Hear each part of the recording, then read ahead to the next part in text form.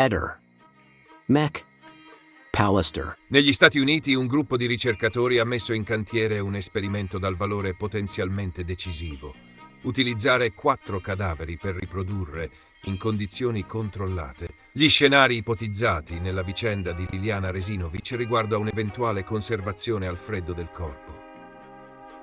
L'idea di fondo è semplice e insieme ambiziosa. Replicare i materiali e le modalità di confezionamento documentati nel caso, abiti, sacchi, stratificazione degli involucri, e poi sottoporli a differenti regimi termici, temperatura ambientale invernale, refrigerazione, congelamento, combinazioni e passaggi successivi.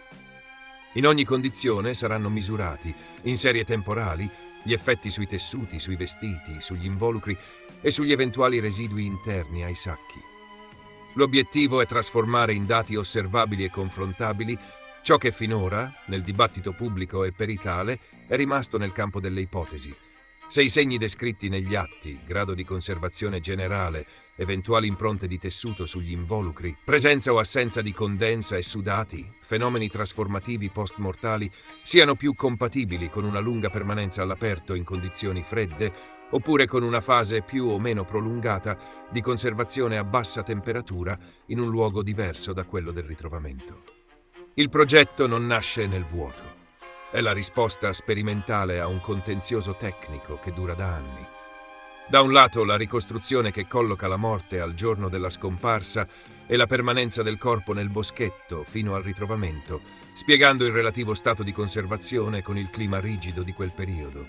Dall'altro, l'insieme di perplessità sollevate da consulenti di parte sulla troppa integrità del quadro, sulla gestione dei reperti e soprattutto sull'ipotesi di una conservazione al freddo precedente allo scenario finale. Proprio queste perplessità hanno alimentato nel tempo una domanda chiave. Quanto pesano, da un punto di vista medico-legale, elementi come la temperatura degli ambienti di deposito, i tempi di trasferimento, l'eventuale imballaggio a strati e la qualità dei materiali dei sacchi in plastica? Il protocollo annunciato dai ricercatori prevede 4 bracci sperimentali, ciascuno assegnato a un cadavere, con variabili termiche e ambientali distinte.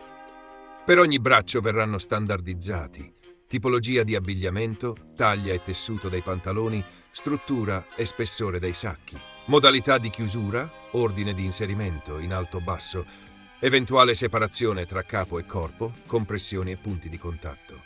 I rilievi seguiranno una griglia ripetibile, documentazione fotografica e video, pesate degli involucri con bilance di precisione per rilevare accumuli e evaporazioni di umidità, tamponi superficiali per eventuali metaboliti e composti volatili, misurazioni microclimatiche dentro e fuori i sacchi, rilevazione di condensa o brina in caso di cicli freddo-caldo, registrazione di livor mortis, macerazioni cutanee, distacchi epidermici e altri indici comuni in medicina legale.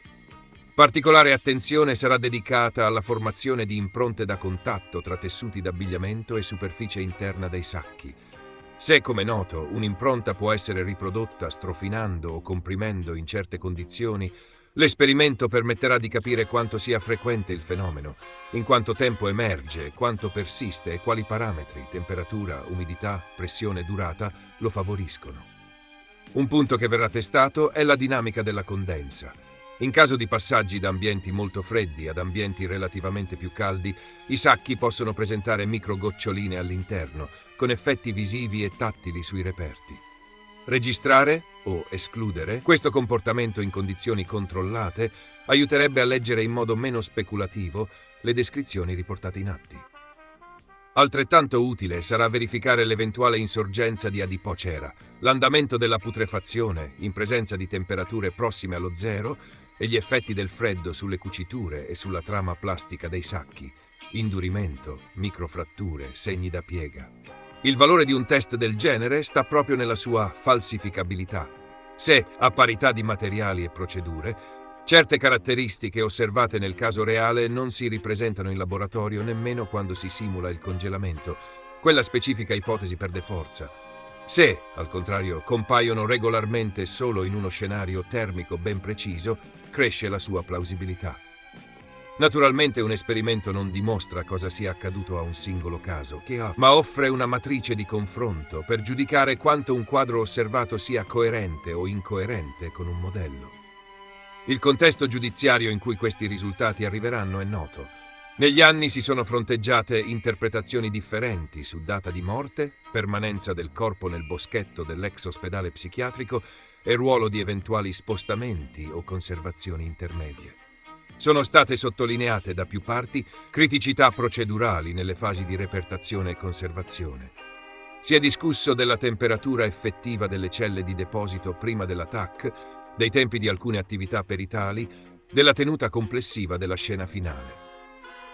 Parallelamente sono state avanzate letture basate sul microbioma post-mortale, quello che potremmo definire l'ecosistema microbico del corpo e dei materiali a contatto, per stimare compatibilità tra tempi di morte e condizioni ambientali. In questo quadro, il nuovo esperimento non prende posizione di parte, ma mette a disposizione una base empirica che può rafforzare o indebolire gli argomenti già in campo. Un tassello tecnico importante per chi segue la vicenda riguarda anche la questione delle impronte sui sacchi. In passato l'attenzione si è concentrata su un segno ritenuto, a tratti, potenzialmente indicativo della presenza di terzi. Successivi accertamenti hanno invece orientato l'interpretazione verso la compatibilità con la trama dei pantaloni indossati dalla vittima. È esattamente su punti come questo che una prova di laboratorio replicata con gli stessi materiali e con misure ripetute può sostituire la contrapposizione di narrazioni con curve temporali, immagini in time-lapse e schede rilevazione. Quante volte in condizioni simili si forma quello specifico pattern? Serve pressione? Serve umidità? Quanto dura? Quanto è distinguibile da un'impronta lasciata da un guanto? Non meno rilevante è il tema cosa cambierebbe in termini procedurali. Se l'esperimento dovesse produrre esiti univoci a favore o contro l'ipotesi di conservazione al freddo, quel risultato non varrebbe da solo come prova, ma come indicatore tecnico forte da confrontare con l'insieme di dati già agli atti, orari, tabulati, testimonianze, perizie precedenti, esami di laboratorio, esiti anche autoptici, riscontri ambientali. In sede giudiziaria i risultati dovrebbero essere accompagnati da un report metodologico trasparente, catena del freddo, log di temperatura, umidità, fotografie in serie, protocolli di campionamento, controllo delle variabili di disturbo, statistica sui tempi di insorgenza dei fenomeni osservati. Solo così il dato sperimentale può essere pesato senza ambiguità. Resta infine la domanda che muove tutto. Quale combinazione di temperatura, tempo e imballaggio spiega meglio lo stato del corpo e dei materiali al momento del ritrovamento? Se la risposta dovesse convergere su ambiente esterno freddo a passaggi in congelamento, verrebbe rafforzata una delle ricostruzioni già note.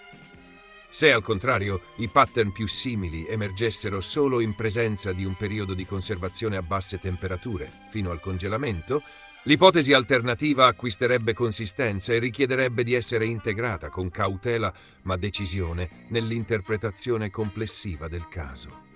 In attesa di vedere pubblicati i protocolli e soprattutto i risultati con fotografie e serie temporali, il dato politico-scientifico è che il caso Resinovic ha superato la soglia del dibattito d'opinione e sta entrando nella sfera delle verifiche riproducibili.